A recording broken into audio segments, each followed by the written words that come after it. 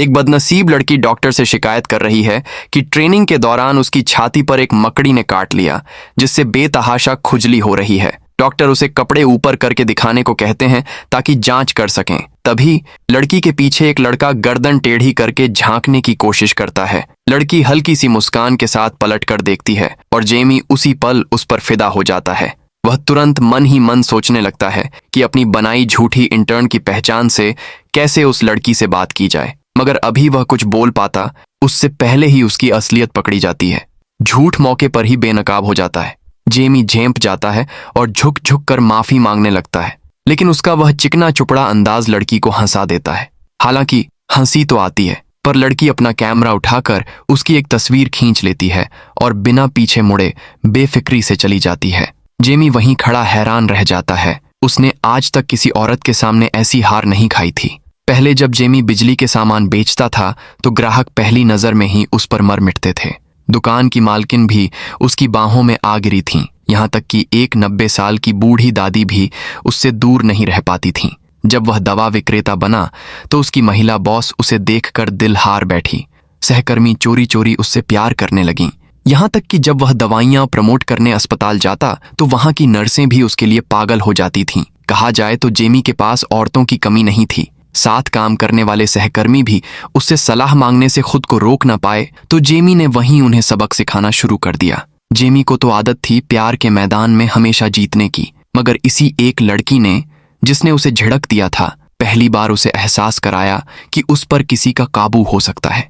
इसी बात ने उसकी जीतने की इच्छा को और तेज कर दिया। जेमी फौरन मुड़ा, फूल खरीदे और अस्पताल के रिसेप्शन पर जा पहुंचा। वहां मीठी बातों का ऐसा जाल बिछाया कि नर्स उसके झांसे में आ गई और उसने एनी का नाम और फोन नंबर खुशी खुशी दे दिया। अपनी जिद के चलते जेमी ने उसी रात एनी को फोन लगाया। पिछली घटना की माफी मांगने के बहाने वह बेशर्मी से एनी को मिलने के लिए राजी कर लेता है। जेमी की जिद के आगे मजबूर होकर एनी ने मुलाकात की जगह उसी कैफे को चुना जहां वह काम करता है। मुलाकात वाले दिन जेमी का प्लान था कि पहले एनी से माफी मांगकर माहौल को हल्का किया जाए, फिर धीरे धीरे करीब आकर अंत में उसे पटा लिया जाए। मगर जिस चीज की उसने कल्पना भी नहीं की थी वह यह कि एनी उसके पत्ते पर ही नहीं चली। माफी मांगने आया जेमी बड़े अजीब व गरीब अंदाज में एनी के साथ एक अप्रत्याशित करीबी पल में बंध गया, और उसके बाद जो हुआ वह उसकी उम्मीदों से कहीं आगे निकल गया। अब एनी खुद उसे मैसेज करके बुलाने लगी। वे सुनसान सड़कों पर साथ टहलते। एनी जिस कॉफी शॉप में काम करती वहीं घंटों बैठे वक्त गुजारते, मगर हर मुलाकात के बाद एनी बेरुखी से मुड़कर चली जाती। उसकी यह बिंदास रवैया औरतों से घिरे रहने वाले जेमी के दिल में कुछ नया अंकुरित कर गया। न जाने कब उसकी खूबसूरती और अल्हड़पन ने जेमी के दिल के तारों को धीरे धीरे छेड़ना शुरू कर दिया। दोस्तों, मैं हूं लेफिंग और आज जिस फिल्म की बात कर रहा हूं वह है इतिहास में अपने नाम की वजह से अनदेखी रह गई बेहतरीन फिल्मों में से एक, लव एंड अदर ड्रग्स। जब आपको कोई ऐसा इंसान मिल जाए जो आपके साथ दुख सहने को तैयार हो तो सारे दुख भी उतने दुखद नहीं रहते। हालांकि जेमी यह नहीं जानता था कि एनी की नजरों में वह महज उसके अकेलेपन को दूर करने का एक जरिया भर है। 37 साल की एनी को पार्किंसंस रोग होने की पुष्टि हो चुकी है। यह लाइलाज बीमारी एक टाइम बम की तरह है जो दिन रात उसे भीतर ही भीतर तोड़ रही है। परिवार वालों ने उसका साथ छोड़ दिया है। पुराने बॉयफ्रेंड बीमारी के बारे में जानते ही बिना किसी अपवाद के गायब हो गए थे। एनी को पूरा यकीन था कि जेमी भी कोई अपवाद नहीं होगा, इसलिए उसने दिल से लगने की हिम्मत नहीं की। बस एक खेल का रवैया अपनाकर अपने आप को ढाल लिया।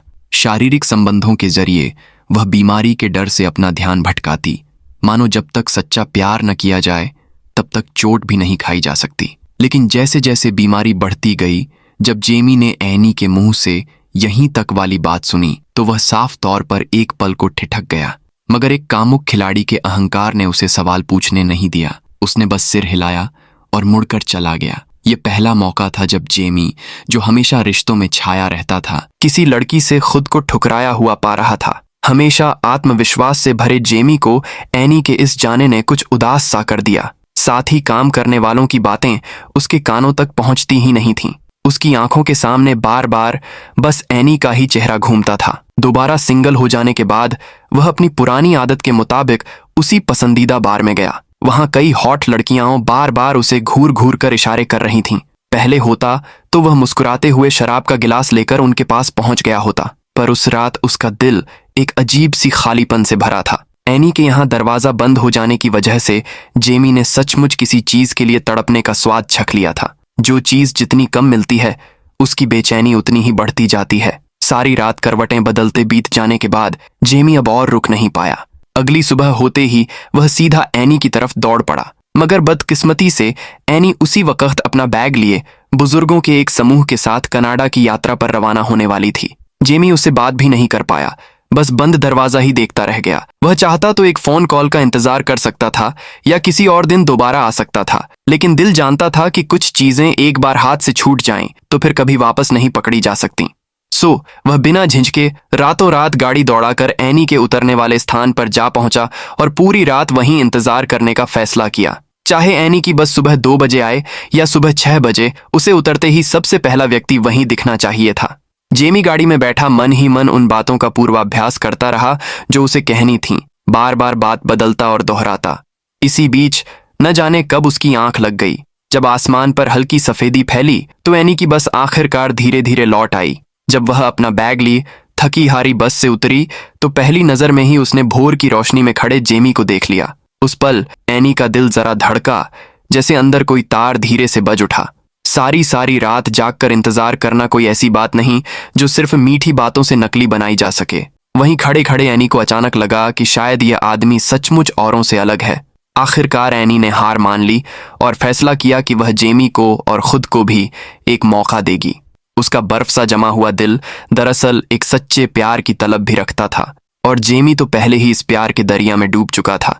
इस बार एनी की सच्ची मंजूरी पाकर उसके भीतर जोश भर आया। उसने अपनी सारी ऊर्जा काम में झोंक दी और मन ही मन एनी को बेहतर भविष्य देने की तैयारी करने लगा। एक दवा विपणन प्रतिनिधि के तौर पर वह बड़े बड़े अस्पतालों के चक्कर लगाता और डॉक्टरों को ग्लैक्सो कंपनी की नई खोजी गई जादुई दवा वियाग्रा बेचने की कोशिश करता। खैर, दवा अपने आप में सचमुच कारगर थी, जिसका असर फौरन दिखता था। इसी बात का फायदा उठाकर जेमी ने तेजी से बाजार जीत लिया और कंपनी का स्टार विक्रेता बन गया। कंपनी ने खूब मुनाफा कमाया और जेमी के अपने करियर का भी सुनहरा दौर शुरू हो गया।